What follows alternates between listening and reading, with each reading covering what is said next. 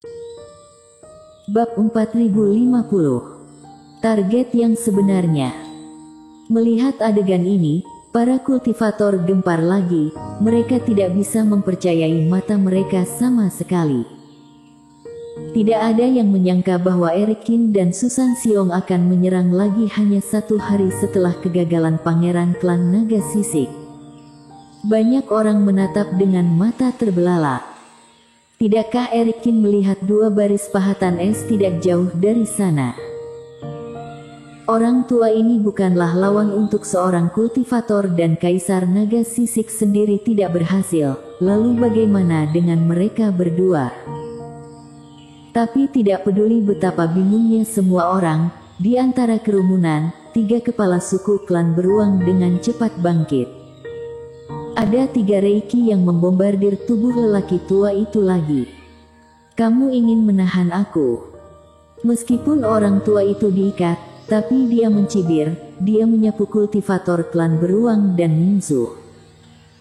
Pada saat ini, rambut Susan Xiong berkibar dan tangannya terus-menerus terjalin menjadi berbagai formula tangan. Di atas kepalanya, siluman beruang menurunkan kepalanya secara bergantian, dengan 2 mata merah darah seperti 2 sinar. Tepat setelah orang tua itu selesai berbicara, 2 pancaran cahaya jatuh pada orang tua di saat yang bersamaan. Siluman beruang. Ketika roh siluman beruang jatuh, si tua yang tertutup cahaya itu baru saja lepas dari tali, tiba-tiba ekspresinya berubah dan sosoknya menghilang dalam sekejap. Pada saat sosok si tua menghilang, ketiga tetua klan beruang juga terbang ke bejana kecil dan memasuki ruang beruang untuk mengendalikan si tua. Senior, masalah ini tidak ada hubungannya dengan kita. Melihat semuanya dalam kekacauan, ekspresi tetua Cui berubah seketika. Tobi Kiyu ini benar-benar gila, bahkan orang tua saja berani dia serang. Kenny, ayo cepat pergi. Khawatir akan dilibatkan, setelah meninggalkan sepatah kata, para kultivator Mingsu ini bahkan tidak berpikir untuk membantu Eric Kin, melainkan langsung melarikan diri. Pada saat ini, sosok Eric Kin juga berkedip dan terbang keluar. Tapi dia tidak melakukan apapun untuk membantu Susan Xiong, sebaliknya, seperti anak panah yang meninggalkan tali, dia mengulurkan tangannya untuk meraih kotak harta karun api yang menyala di tengah seruan semua orang. Semua orang akan berpikir bahwa yang akan dihadapi Eric Kin adalah si tua. Namun nyatanya, dari awal hingga akhir, Eric Kin tidak berniat menundukkan lelaki tua aneh ini dengan mengandalkan kekuatannya. Seorang master mulia yang diatur di sini oleh Dewa Bintang untuk menguji penerus, terlepas dari apakah orang tua ini adalah roh sisa atau monster roh, bagaimana mungkin bisa ditundukkan oleh mereka. Oleh karena itu, sejak awal lelaki tua bukanlah target sebenarnya dari Eric Kin, tetapi kotak harta karun api. Kunci untuk membuka kebenaran bukanlah si tua, tetapi slip giok yang menyembunyikan hasilnya di kotak harta karun ini. Dan ini juga salah satu kunci yang berhasil digunakan Eric Kin untuk membuat Susan Xiong terkesan semalam dan membuatnya rela mengambil risiko. Dari mulai meraih kotak giok, semua ini hampir selesai dalam 1 tarikan napas. Karena Eric Kin tahu bahwa si tua ini memiliki kultivasi yang tak terduga dan dia tidak boleh membuang-buang waktu seperti pangeran dari klan naga sisik. Namun meski begitu, langit langsung mendung. Ketika orang tua berurusan dengan pangeran klan naga sisik sebelumnya, guntur yang tidak muncul sama sekali memenuhi langit saat ini. Benar saja, bukan karena formasi besar di kota tidak merespons, tetapi lelaki tua itu telah berjaga-jaga sebelumnya. Masih ada 2 langkah lagi dari kotak harta karun api. Seolah-olah langit bergemuruh, sambaran petir menyambar dan langsung melesat ke arah Eric Kin. Serang! Tetua Jing berteriak pelan dan aura semua kultivator Minzu membubung ke langit, mengembun menjadi gambar juru tulis di udara. Pedang di tangan juru tulis ini menunjuk lurus ke langit. Ilmu serangan gabungan meletus dan energi pedang menyerang guntur. Tapi kemudian, roh juru tulis itu langsung hancur. Tetua Jing, Henlei, Riko Zeng dan lainnya semua menyemburkan darah, dan mereka semua digigit oleh kekuatan guntur dan jatuh langsung ke tanah. Dan petir itu juga bergerak sedikit, lalu mendarat di kaki Eric Kin.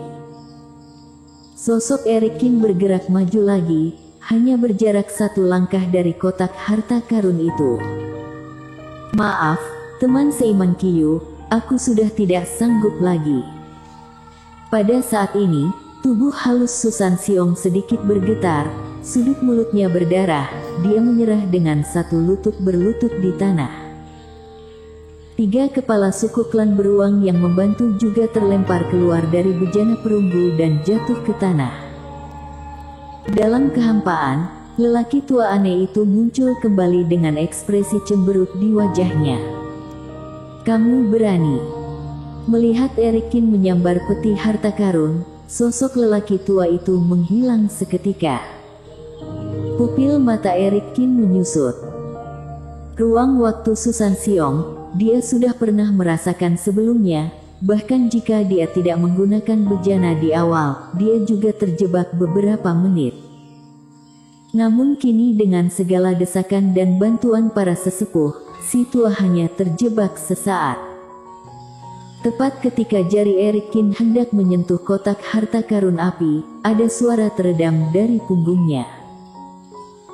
Seolah-olah gunung meledak di punggung Eric Kin, tulang-tulang di sekujur tubuhnya berderit dan rasa sakit yang tajam menyapu tubuhnya, lalu terbang ke kejauhan. Jika kamu ingin mengambil benda ini, kemampuan kamu masih jauh.